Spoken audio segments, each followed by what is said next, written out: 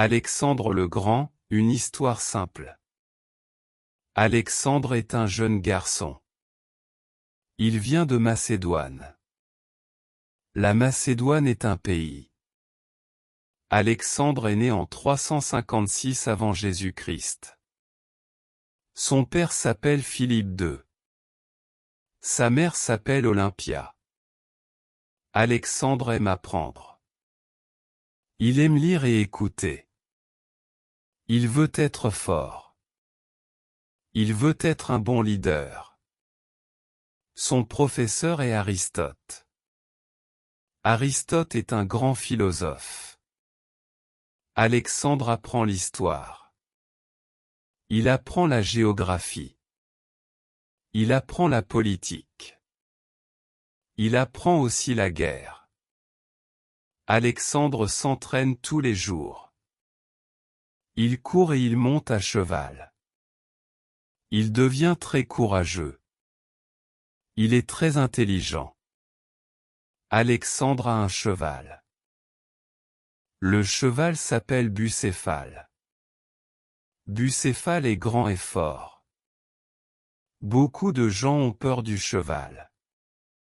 Alexandre n'a pas peur. Il parle doucement au cheval. Il monte le cheval. Tout le monde est surpris. Alexandre est très fier. Son père est heureux. Un jour, Philippe II meurt. Alexandre devient roi. Il a seulement 20 ans. Il est jeune, mais prêt. Il veut créer un grand empire. Il prépare son armée.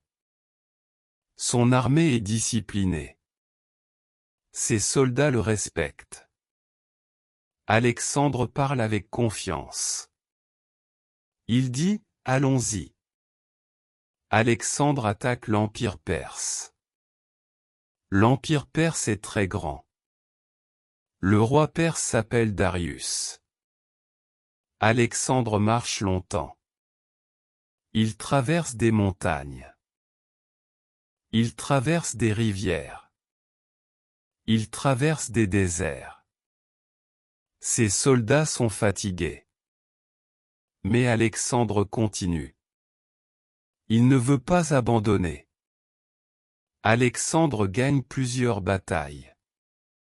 Il est rapide et stratégique. Il entre dans des grandes villes.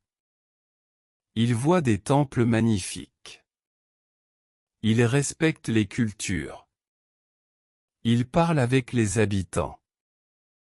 Il apprend des nouvelles langues. Il fait des alliances. Il devient très célèbre. Son nom est partout. Alexandre arrive en Égypte. Les gens l'accueillent bien. Ils le voient comme un libérateur. Alexandre visite le désert. Il visite un oracle. Il écoute des conseils. Ensuite, il crée une ville. La ville s'appelle Alexandrie. Alexandrie devient très importante. Alexandre est fier de cette ville. Alexandre veut aller plus loin. Il va jusqu'en Inde. Il voit des animaux nouveaux. Il voit des éléphants. Le voyage est très difficile. Ses soldats veulent rentrer. Alexandre est triste, mais il accepte. Il retourne vers son empire. Plus tard, Alexandre meurt jeune. Mais son histoire reste célèbre.